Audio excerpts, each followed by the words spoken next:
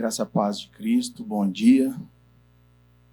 Eu te convido a abrir a Bíblia, a palavra de Deus, em 1 Timóteo, capítulo 3, verso 16. 1 Timóteo, capítulo 3, verso 16. A Bíblia conta, a história de um povo. Se a gente vai lá em Êxodo, a gente percebe esse povo que Deus libertou do Egito. E Deus, ele cuidou desse povo por muito tempo. A gente consegue ver um povo que acabou preso no Egito. Acabou se tornando prisioneiro. Eles acabaram tendo exercido sobre eles um peso muito maior do que o que eles deviam carregar. Porque esse povo judeu, ele acabou migrando para o Egito. Ele acabou caminhando em direção ao Egito naquele momento em que José ele se encontrava como governante. E o povo acabou se tornando populoso, se tornou muito poderoso ali no Egito. A Bíblia diz que eles começaram a ficar como numerosos naquele lugar. Então, Faraó ele se viu com um problema perante ele, porque havia um povo judeu, um povo que tinha um Deus, um povo que tinha um verdadeiro Deus, e ele começou a querer tornar a vida desse povo mais difícil, começou a pesar o rolê deles, começou a impor sobre eles mais trabalho, começou a proibi-los de viverem certos costumes que eles viviam ali naquele lugar. E então esse povo, ele se viu preso ali no Egito, ele se viu com os seus costumes, as suas vontades, a sua adoração a Deus sendo tomada do meio deles. E o rei do Egito, ele impôs até um outro tipo de perseguição, um outro tipo de problema a eles. Quando ele vira para as parteiras e fala, olha, agora todos os meninos que nascerem do povo judeu, vocês vão matá-los. Só as meninas vão poder ficar vivas. Somente as meninas vão poder nascer e continuarem vivendo. E aí, todos os primogênitos, todos os homens que nascessem ali daquele povo judeu começaram a ser assassinados. E foi exatamente nesse contexto que Moisés surgiu. Moisés ele surge como uma ferramenta de libertação para o povo de Deus. Deus levanta Moisés para que ele tirasse esse povo ali do Egito e caminhasse em direção a uma terra prometida, a uma nova vida, a uma nova realidade que Deus havia preparado para eles. E a gente se lembra das 10 pragas que foram lançadas sobre o povo do Egito, porque eles não queriam libertar o povo judeu. O rio que foi transformado em uma coloração vermelha como a de sangue. A gente viu que rãs cobriram a terra. Mosquitos atormentaram homens, animais, piolhos. Moscas escureceram o ar, atacaram homens, atacaram animais. A morte dos animais. A gente percebeu também na palavra de Deus chuva de granizo, destruição de plantações. A gente percebe a nuvem de gafanhotos atacando as plantações, trazendo mais fome para aquele lugar. Escuridão encobrindo o sol por 3 dias. E Deus dando todos os sinais ao faraó, ao rei do Egito, para que ele liberasse o seu povo. Aí a gente percebe a 10ª praga, onde Deus se volta contra os primogênitos ali também do Egito. E aí Deus dá uma ordem, um marco para o seu povo. Deus diz para o seu povo, olha, vocês farão um animal perfeito, um animal que seja primogênito, que não tenha marcas, que não tenha nenhum tipo de ruga, o melhor da linhagem. E aí vocês vão pegar esse animal, vão sacrificá-lo, vocês vão assar por completo esse animal, o sangue vocês separam, e esse sangue vocês vão passar nos umbrais da porta. Esse sangue vocês vão passar em toda a sua porta, porque eu vou passar ali. E as casas que não estiverem o sangue desse sacrifício, desse animal ali, eu vou tirar o filho deles. Então Deus instituiu esse marco para o seu povo. E isso foi após essa 10ª praga. Deus falou assim: vocês vão se reunir a partir de agora, se lembrando que eu libertei vocês do Egito. Eu sou o Deus que tirou todo o domínio de escravidão que havia sobre a vida de vocês por centenas de anos. E eu sou o Deus que estou restaurando esse povo. Então o Senhor mandou que Israel guardasse esses costumes. E aí vários profetas foram levantados posteriormente. Vários homens de Deus foram levantados para poder chamar essa nação realmente ao propósito do que Deus havia feito, para fazê-los lembrarem que Deus havia libertado eles e que Deus deveria continuar sendo senhores deles. Um deles foi Jeremias. O profeta Jeremias, ele foi levantado, e no capítulo 31, no verso 33 até o 30, do verso 31 até o 33, ele diz assim: estão chegando os dias, declara o Senhor, quando farei uma nova aliança com a comunidade de Israel e com a comunidade de Judá. Não será como a aliança que fiz com seus antepassados quando os tomei pela mão para tirá-los do Egito, porque eles quebraram a minha aliança, apesar de eu ser Senhor deles, diz o Senhor. Olha o verso 33. Esta é a aliança que farei com a comunidade de Israel, depois daqueles dias, declara o Senhor. Vou ler de novo, porque essa aqui ficou... Eu pausei aqui no lugar que não tinha que pausar. Esta é a aliança que farei com a comunidade de Israel depois daqueles dias, declara o Senhor. Porei a minha lei no íntimo deles e a escreverei nos seus corações. Serei o Deus deles e eles serão o meu povo. Aqui o Senhor está mostrando para que é que ele separou esse povo. Por que é que ele colocou um cuidado diferente sobre esse povo? Por que é que ele chamou esse povo para ser povo dele? E ele está mostrando que ele fez isso através de uma nova aliança. Ele vai fazer isso nesse caso aqui. Ele ainda estava anunciando que faria isso através de uma nova aliança. E essa nova aliança, ela seria colocada no coração do homem, trazendo sim uma remissão dos pecados, trazendo a libertação de uma consciência pecaminosa e do peso do pecado cometido. Essa nova aliança, ela não traria condenação, ela traria uma libertação da condenação ao seu povo. Então Deus, ele prepara um cordeiro que é perfeito. Um cordeiro que substituiria aquele cordeiro que o povo judeu sacrificava e passava o sangue na porta. Esse cordeiro que Deus havia preparado era o cordeiro perfeito, Jesus Cristo. E o sangue do sacrifício perfeito de Jesus, ele foi derramado na cruz por nós. Jesus, ele foi o cordeiro primogênito. Jesus, ele não tinha máculas. Jesus não tinha pecado. Jesus não tinha pensamentos maus. Jesus, ele não tinha nada no seu passado que o condenasse. Então Jesus, ele se tornou o cordeiro perfeito manifestado em carne, como sacrifício definitivo por nós.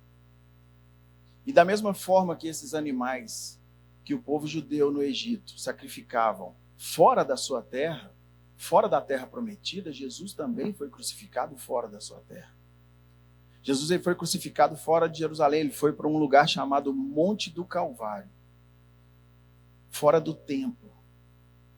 Então Jesus foi crucificado da mesma forma para nos mostrar que ele é o cordeiro perfeito. Ele é o sacrifício perfeito. Nós devemos enxergar nessa manhã Jesus como esse sacrifício perfeito. Nós devemos ter a consciência que a Páscoa, ela nos traz a lembrança de que nós não devemos mais fazer sacrifícios, porque Deus não exige de nós tais sacrifícios, já que Jesus derramou o seu sangue, que é perfeito, no nosso lugar.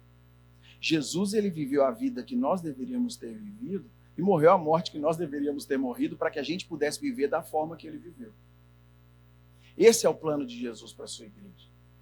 Essa é a vontade de Jesus para nós, para que a gente se lembre em datas como essa, como a Páscoa, a gente se lembre que houve um povo que passou de uma escravidão para uma vida liberta. E nós nos identificamos com esse povo.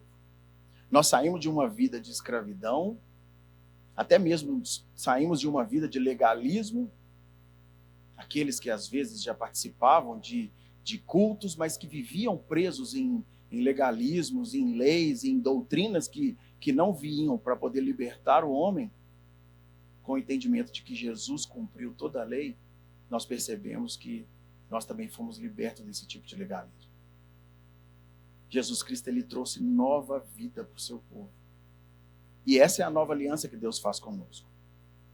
Mas é lógico que com o passar do tempo, as coisas vão caindo em esquecimento. Os costumes, as tradições. Outros símbolos começam a entrar no lugar de Jesus, no lugar do sacrifício perfeito e da ressurreição de Cristo. Outras coisas começam a tomar lugar na comunidade e na sociedade. E algo que tem tomado lugar na sociedade, principalmente numa época onde é comemorada a Páscoa, uma festa cristã, tem sido chocolate, coelhinho, viagens de famílias onde as férias se tornaram mais importantes do que celebrar o dia do Senhor, do que parar para estudar com a família durante um momento a importância desse dia. E veja bem, gente, não tem problema a gente gostar do coelhinho, não tem problema a gente gostar dos ovinhos de chocolate, não tem problema a gente viajar de férias de forma alguma. A gente pode sim brincar com o coelhinho, cantar musiquinhas do coelhinho, a gente pode dar ovos de presente de chocolate, mas a gente deve se lembrar que o mais importante é o que não deve ser esquecido. Que Jesus Cristo morreu no nosso lugar e ele ressuscitou. Jesus Cristo completou a sua obra. Ele veio para cumprir com uma missão e cumpriu com ela, morrendo em nosso lugar. E por isso, todos os anos, nós celebramos a Páscoa. Por isso, todos os anos, nós temos o privilégio de poder nos lembrar que Jesus Cristo morreu em nosso lugar. Por isso, todos os anos, a gente não pode cansar de cantar essa libertação. A gente pode cantar as musiquinhas do coelhinho também. Mas a gente deve perceber o amor de Deus derramado a nós através das canções. E às vezes a gente não para perceber. Olha para você ver as músicas do cantor cristão.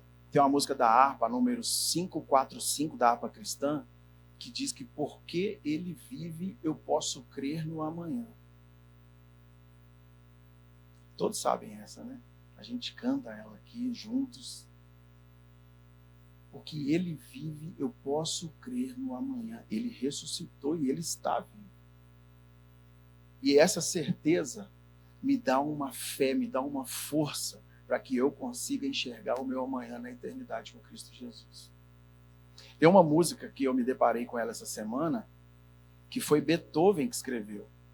Uma música do Inário também.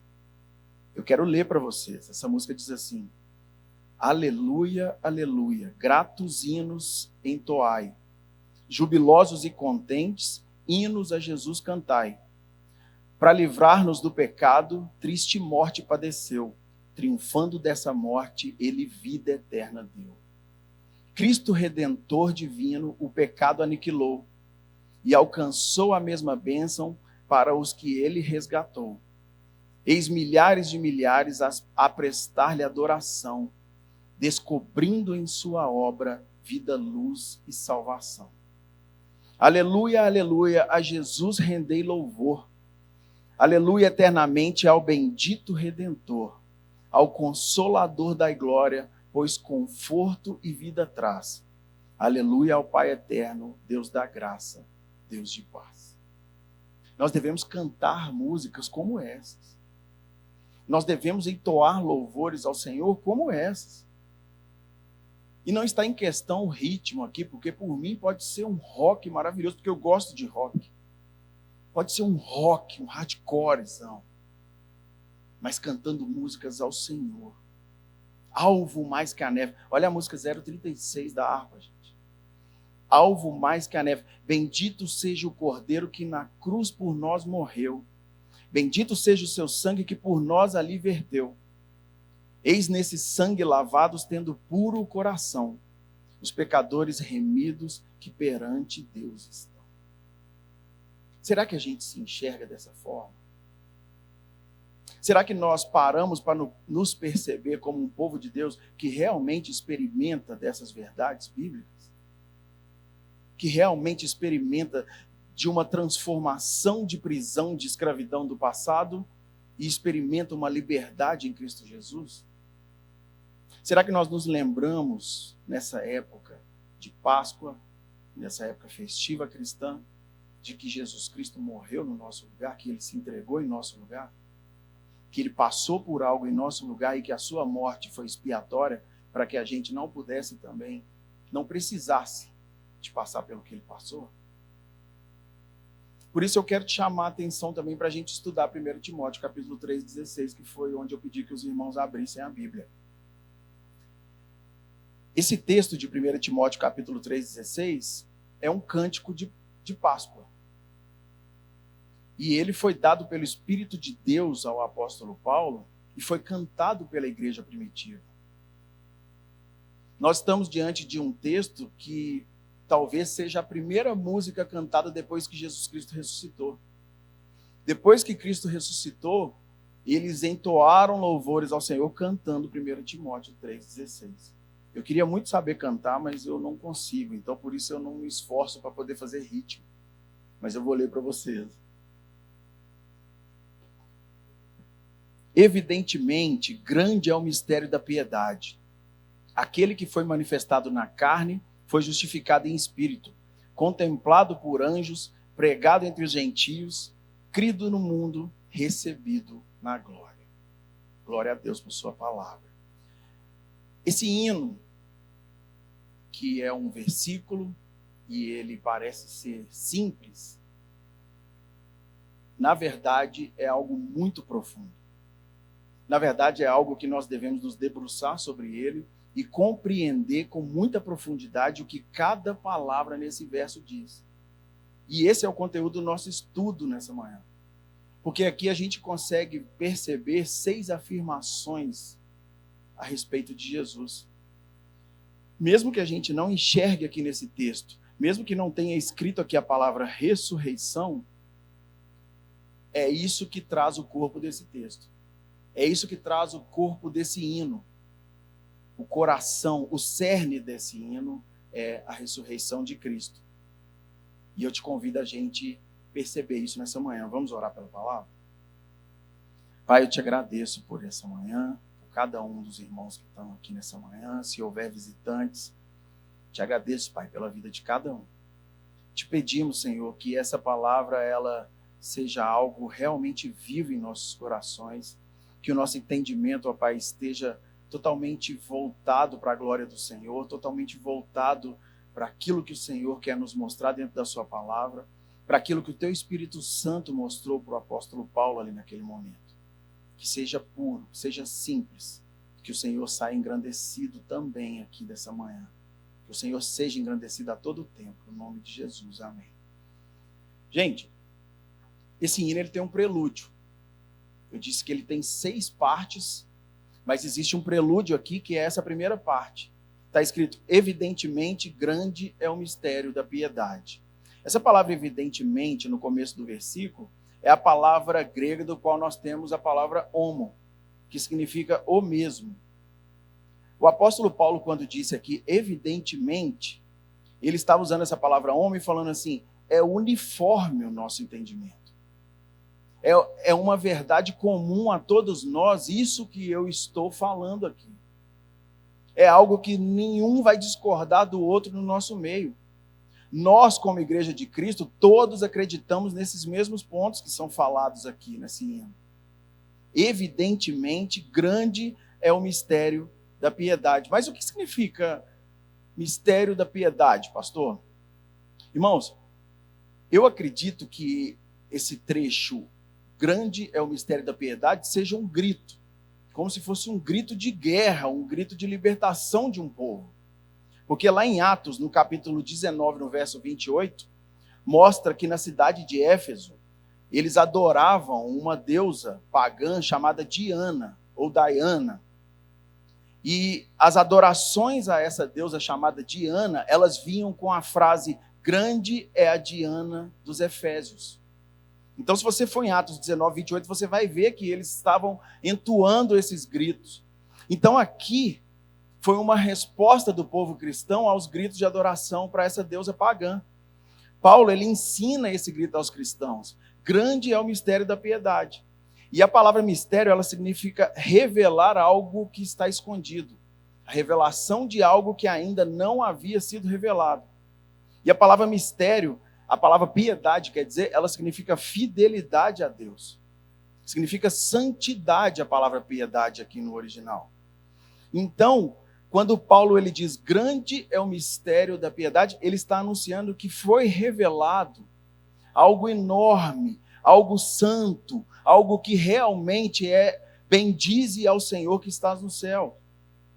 E esse que foi revelado ali é Jesus Cristo. Paulo está chamando a atenção para Jesus. Ele está falando da revelação que nós pregamos, a revelação que nós estudamos, a grande revelação da piedade é Jesus Cristo e não é Diana. Então esse mistério da divindade de Jesus foi revelado a nós também aqui nessa manhã. Paulo está dando esse grito para a igreja. Entendam quão grande é o mistério dessa verdade. E o sistema que Paulo impõe ali àquela igreja, o sistema de doutrinas, é algo que deve ser muito estudado por nós. Porque quando a gente para e se debruça em um verso como esse, a gente consegue perceber quantas coisas a gente percebe diferente através dos estudos. Se a gente estivesse lendo 1 Timóteo e passando direto em cada versículo, certamente a gente não saberia o que nós vamos saber a respeito desses versos aqui. Mas Paulo ele instrui para que a igreja cante, para que a igreja louve ao Senhor com a sua palavra. Por isso que aqui na IBAGE a gente busca músicas, louvores ao Senhor que sejam embasados na palavra de Deus. Que nós estamos cantando uma verdade que é absoluta, que é a palavra de Deus, não é algo que a gente cria. Não tem problema também você usar romantismo para criar música. Não tem problema você usar outras referências para criar música, que seja amor, mas a palavra de Deus é suficiente para que a gente possa adorar a Deus com o nosso coração. Paulo está querendo mostrar isso para a igreja. Esse é o coração do cristianismo, reconhecer que Jesus Cristo, Ele é o grande cerne do Evangelho. Reconhecer que Jesus Cristo realmente morreu por nós e ressuscitou. Esse é o grande mistério. Então, o cristianismo é uma confirmação, gente, da confissão cristã. E ela deve estar pautada no nosso coração, que Jesus, Ele morreu e ressuscitou em nosso lugar. Esse hino, então, ele vem para nós como uma comprovação disso. Ele vem como uma chancela disso. Na igreja primitiva, ele serviu como uma chancela da morte e da ressurreição de Cristo. E são esses 6 pontos que nós vamos analisar. A primeira parte do hino, Paulo disse assim: aquele que foi manifestado na carne. Manifestado, tornado visível, conhecido. Mas ele não diz aquele que foi criado na carne. Ele diz aquele que foi manifestado. E o entendimento aqui é de que Jesus já era existente. Ele só foi exposto para a humanidade. Jesus ele só veio a existir. Ele sempre existiu. Jesus é eterno. Então, a eternidade vem desde antes da criação do mundo. Jesus ele sempre fez parte da Santíssima Trindade. Nós estudamos isso em Marcos. Jesus sempre participou dessa dança com Deus Pai e com o Espírito Santo de Deus. Então, o Deus invisível, através de Jesus Cristo, se tornou carne e se tornou visível a nós homens. É lógico que muitas pessoas não conseguiram participar da vida de Jesus enquanto ele esteve aqui. Muitas pessoas não conseguiram acompanhar Jesus nos seus feitos, mas a evidência de que Jesus é Deus através da sua carne, ela é muito óbvia. Basta a gente partir para analisar tudo que Jesus fez. E é uma palavra que não é muito boa de ser usada para falar que é óbvio no altar, porque às vezes alguém não percebeu mas eu não te coloco em um nível abaixo por não ter percebido isso. Porque é Deus que se manifesta a nós, e cada um num tempo. E talvez você vai ter a manifestação de Deus e da vontade dele na sua vida hoje, pela manhã. Então, quando a gente analisa os feitos de Jesus Cristo em carne, a gente consegue perceber que ele é sim o Deus invisível que foi manifestado e que morreu no nosso lugar e ressuscitou. Por exemplo, nasceu de uma mulher virgem. Jesus Cristo nasce de uma mulher virgem. Isso é um grande feito em carne dele que comprova a sua divindade. Jesus Cristo, ele traz vários relatos sobre a própria vida como Deus. Ele chama para si a responsabilidade de divindade. Jesus Cristo, ele mostra que a vida que é vivida por ele é perfeita, sem pecados. Quando ele vive uma vida perfeita, diferente de toda a humanidade, a gente percebe que ele é sim o Deus invisível manifestado em carne. As palavras de Jesus atemporais, as palavras de Jesus, elas eram surpreendentes, elas deixavam todo mundo sem respostas. Jesus era o Deus ali manifestado em carne. Outra coisa, as obras que Jesus fez. Ninguém nunca havia conseguido fazer nada como Jesus fazia. Jesus, ele curava leprosos, curava doentes. Jesus, ele ressuscitava mortos, ele perdoava pecados. Estudamos isso também na série que nós estamos tendo em Marcos. Isso é uma prova de que Jesus, no corpo humano, ele continua sendo Deus. Ele é a prova visível da divindade. Ele era a manifestação ali em carne para que as pessoas pudessem ver Deus. Jesus a todo tempo falava assim: vocês não precisam dizer o que está no coração de vocês. Eu sei o que está no seu coração. Não precisa de você nem me dizer algo que você nem pensou, porque eu sei algo que você nem pensou ainda, e eu sei que você vai pensar isso, mas eu já sei qual é o seu pensamento. Então Jesus é Deus manifestado em carne. Olha para você ver João, capítulo 1. João declara isso. No princípio era o verbo. Aqui João está falando de Jesus. Jesus era o verbo, era a palavra de Deus manifestada ali no princípio. E o verbo estava com Deus e o verbo era Deus. Então Jesus é o próprio Deus em palavra manifestada. Ele estava no princípio com Deus. No verso 14, João diz assim: e o verbo se fez carne e habitou entre nós, cheio de graça e de verdade, e vimos a sua glória, glória como do unigênito do Pai. Mais uma vez, João está declarando aqui que Jesus, ele é o próprio Deus manifestado em carne, que eles estavam tendo o privilégio de conviver, eles tinham o privilégio de ter participado da vida de Jesus encarnado. Outro ponto que a gente percebe aqui nesse hino, na continuação da frase do apóstolo Paulo, é que ele foi justificado em espírito. Jesus, ele fez todas as vindicações de ser Deus. Jesus sempre chamou atenção para ele mesmo como sendo Deus. Jesus, ele fala: olha, se você visse como eu sou um com Deus Pai, vocês entenderiam o que eu vim fazer aqui. Jesus, ele diz: eu e o Pai somos um. E vocês devem começar a perceber isso. Vocês não podem me condenar por algo que eu estou fazendo, porque eu sou criador de tudo. Vocês não podem me condenar nem mesmo por curar no sábado, porque eu sou o criador do sábado. Então Jesus, ele vindica a posição de Deus. Ele fala: eu que comando todo mundo, eu que comando todas as coisas, eu que comando a natureza, eu que tenho poder sobre a tempestade, sobre a terra, sobre a água, sobre fogo, eu comando todas as coisas, inclusive os anjos. Eu comando todas as coisas e tudo está debaixo do meu domínio. Então Jesus usou várias formas para dizer que ele é Deus. Várias formas diferentes ele disse que ele era Deus. E o Espírito Santo, quando Jesus entrega a sua vida, o Espírito Santo, ele mostra que as palavras de Jesus foram reais, que tudo que Jesus fez foi real, porque o Espírito Santo, ele chancela a divindade de Jesus Cristo, ressuscitando Jesus dos mortos. Então, aqui nessa continuação, nós percebemos que Jesus Cristo foi ressuscitado dos mortos pelo Espírito Santo de Deus para comprovar que Jesus é a divindade manifestada em carne. E aqui mais uma confirmação da ressurreição de Cristo. Jesus Cristo morreu e 3 dias depois ressuscitou, porque o Espírito Santo confirma essa ressurreição. O outro ponto que deve nos chamar a atenção, que é o terceiro ponto do hino, já é uma evidência da ressurreição. Porque se em primeiro lugar Jesus foi revelado em carne, que já é uma evidência suficiente da divindade. Em segundo lugar, ele foi ressuscitado pelo Espírito Santo. Evidência suficiente também da certeza da divindade.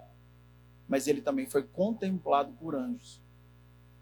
Jesus foi contemplado por anjos. E quando a gente percebe que Jesus estava sendo preso, quando a palavra de Deus nos diz que Jesus estava sendo preso, e os soldados ali dos sacerdotes chegam para poder prender Jesus, Pedro arranca a orelha daquele soldado. Jesus vira para Pedro e fala assim, em Mateus 26, no verso 54, você acha que eu não podia pedir meu pai que enviasse uma legião de anjos para me defender, Pedro?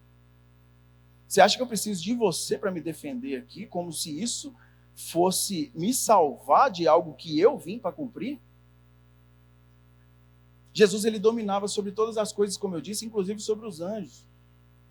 Mas Jesus não queria ser servido pelos anjos enquanto estava aqui cumprindo uma missão de morrer em nosso lugar.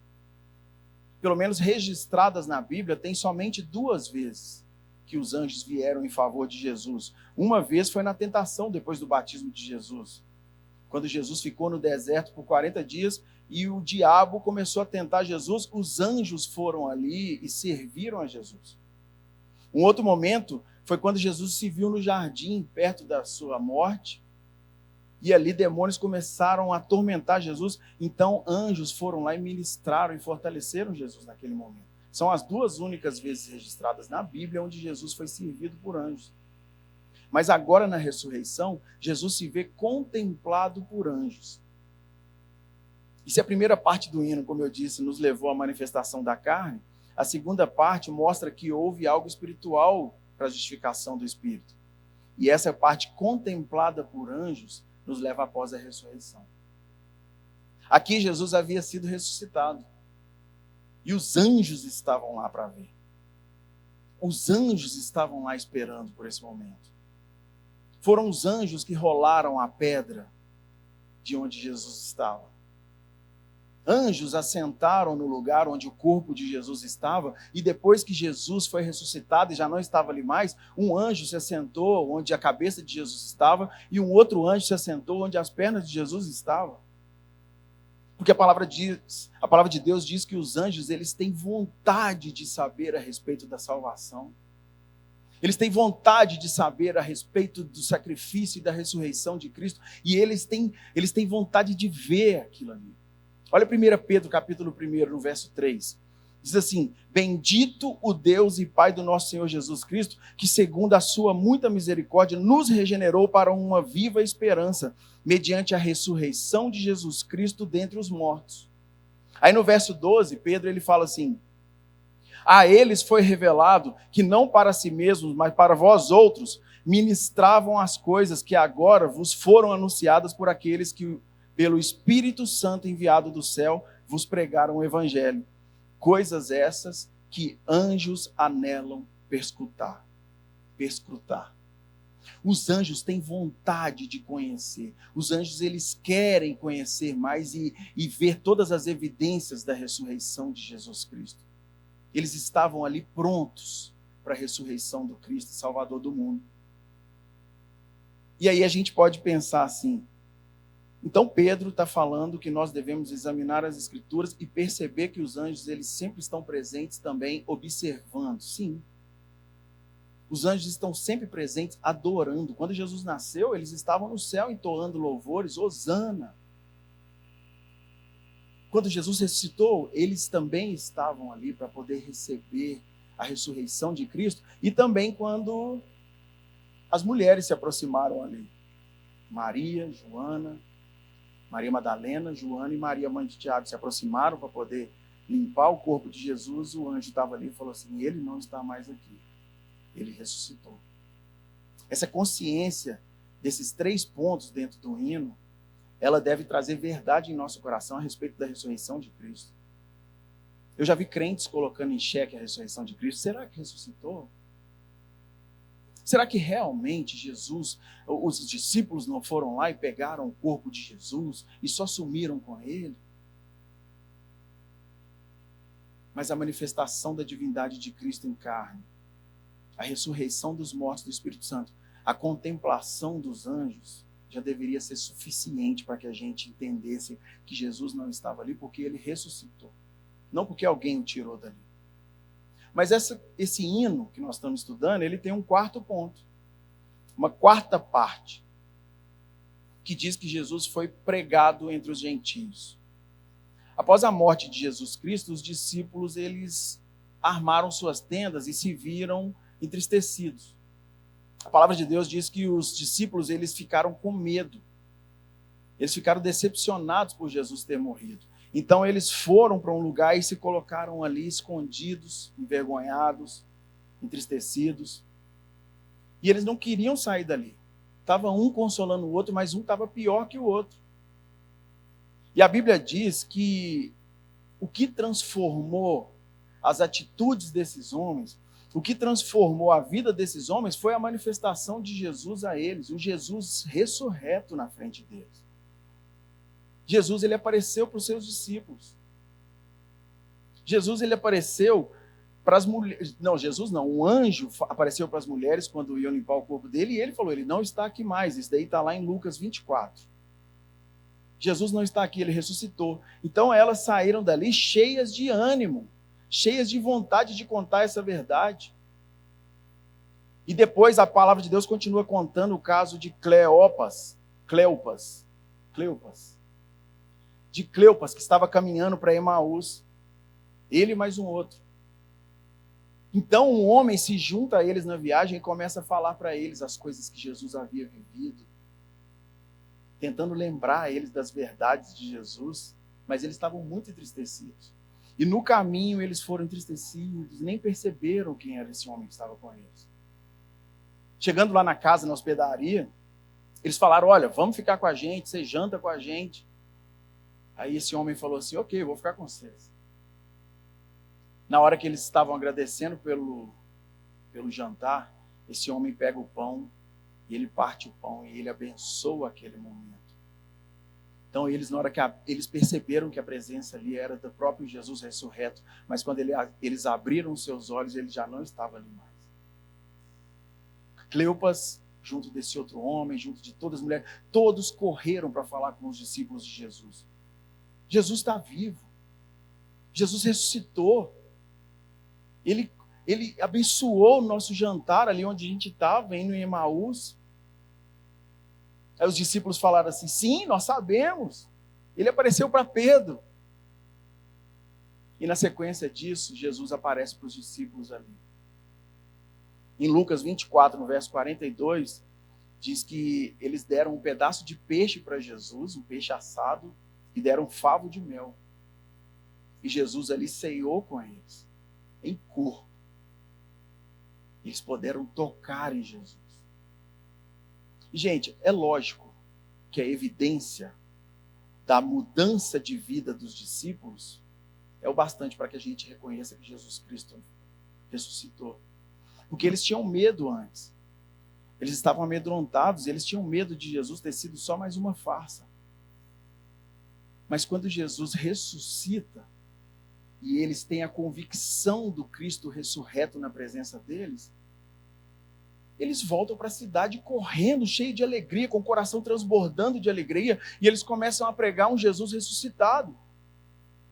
Eles começam a falar de um Jesus que se tornou real ali também, como era antes, o corpo dele estava na frente deles. Então os soldados prenderam os discípulos e falaram assim, não falem mais nada a respeito disso, cala a boca. Na hora que eles soltaram os discípulos que estavam pregando a ressurreição, os discípulos voltaram para a rua, foram para o templo, começaram a falar de Jesus ressuscitado. Eles começaram a mostrar que Jesus realmente ressuscitou e eles não tinham medo de sofrer nenhum tipo de perseguição, porque eles tinham convicção de que Jesus estava ressuscitado. E eu não vou conseguir falar uma mentira. Eu tenho certeza que Jesus estava na minha frente e é o mesmo Cristo. E ele morreu no meu lugar. Então, se eu sofrer nessa vida aqui agora, isso vai passar. Então, morrer crucificado, morrer cerrado, morrer decapitado, de cabeça para baixo, para o meu sangue todinho sair do meu corpo, isso é o de menos. Porque eles não aceitariam morrer dessa forma por uma farsa. Pessoas que aceitam viver em cima de uma farsa do Evangelho, em vez de morrer pelo Evangelho, elas se enriquecem. É muito mais fácil se enriquecer por uma farsa do que você morrer por uma farsa. Muito mais fácil.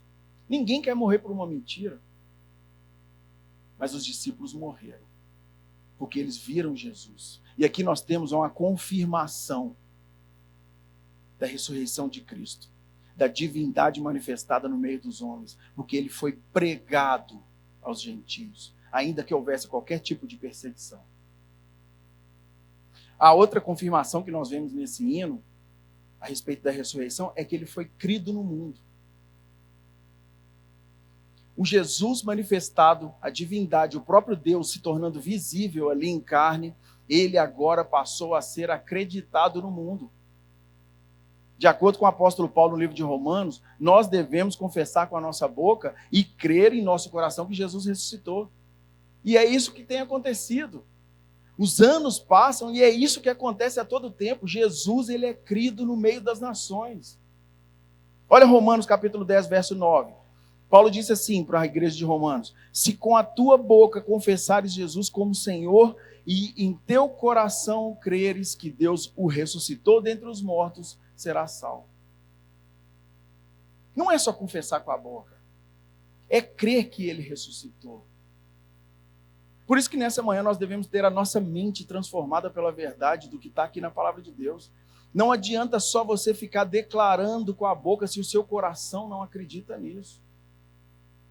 Numa manhã de Páscoa é maravilhoso a gente poder perceber que realmente, com comprovações, Jesus Cristo ressuscitou.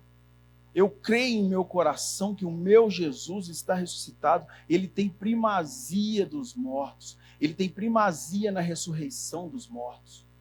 Ele é o primeiro de tudo. E ele já está com o corpo glorificado, como nós um dia estaremos também. Outros ressuscitaram, mas morreram de novo. Outros ressuscitaram, mas nenhum ressuscitou como Jesus Cristo, que teve o seu corpo pleno e glorificado, da forma que nós vamos ver um dia. Nós vamos nos apresentar na presença de Jesus e vamos ver ele da forma que ele está hoje, da forma que ele se manifestou aos discípulos.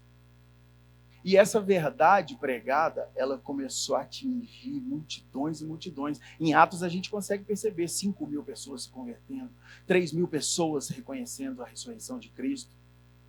A cidade de Jerusalém sendo alcançada pelo Jesus ressurreto. Samaria, todas as cidades circunvizinhas.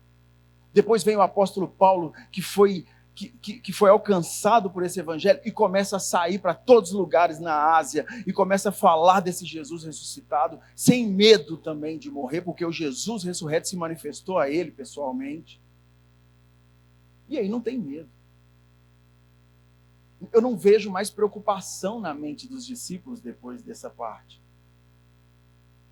Porque a preocupação deles é fazer a vontade de Deus, é cumprir com o ID. É realmente cumprir com o ID de fazer discípulos de todas as nações, para que eles venham se converter ao único e suficiente Salvador da humanidade e que tem o corpo ressurreto. E o evangelho começou a se alastrar. E isso é uma das evidências. O evangelho transformando vidas ao longo de milhares de anos. Transformando famílias, transformando histórias que eram totalmente perdidas em novas histórias. Mais uma evidência. E o último ponto, e eu acho que é o mais importante, é que Jesus foi recebido na glória. Aqui agora nós temos um testemunho de Deus Pai. Aqui agora nós temos a chancela do nosso Deus que está nos céus, dizendo que Jesus ressuscitou e ele foi recebido pelo próprio Deus. Esse é o ápice do hino, gente. Atos 1, do verso 9 ao 11, é o mesmo conceito de Hebreus 8, verso 1, onde diz que Jesus tendo feito a purificação dos pecados, assentou-se à destra de Deus Pai nos céus. Olha Filipenses 2, Deus o exaltou sobremaneira e lhe deu um nome que está acima de todo nome. Hebreus 12, verso 2, Deus nos diz para a gente olhar firmemente para Jesus, o autor consumador da fé, aquele que suportou a cruz e que está à direita do trono de Deus. Gente, isso é a maior chancela que a gente pode ter dentro da verdade desse mundo. Deus exaltou Jesus Cristo. Deus ressuscitou Jesus Cristo. E Deus cumpriu a sua boa obra na vida de Jesus, para que Jesus pudesse mediar o nosso relacionamento com esse Deus que um dia nos tirou da vida em pecado. O mesmo Deus que tirou o povo do Egito e libertou esse povo, é o mesmo Deus que nos tirou de uma vida pecaminosa e nos trouxe libertação. E isso tudo porque Jesus Cristo, o justo, o perfeito Cordeiro, aquele que não tem pecados, aquele que não merecia estar na cruz, caminhou para uma cruz em nosso lugar. E Deus recebe isso como um sacrifício definitivo. Deus recebe isso como um sacrifício perfeito. E a vontade de Deus para nós nessa manhã é que a gente compreenda que Jesus Cristo, ele nasceu, ele cresceu como o Cordeiro perfeito. E ele morreu e ressuscitou em nosso lugar, ressuscitou no seu lugar. Então nós sairemos daqui nessa manhã com essa convicção. Grande é o mistério da piedade. Aquele que foi manifestado na carne foi justificado em espírito, contemplado por anjos, pregado entre os gentios, crido no mundo e recebido na glória. Essa é a verdade de Deus para nós nessa manhã. Que a gente saia daqui nessa manhã com a consciência de que a data da Páscoa não é só uma festinha, ou um feriadinho, ou só o chocolatinho, mas que a gente compreenda que, em primeiro lugar, a Páscoa é um marco em nossa vida, onde nós nos alegramos nesse marco porque lembramos que Jesus Cristo ressuscitou.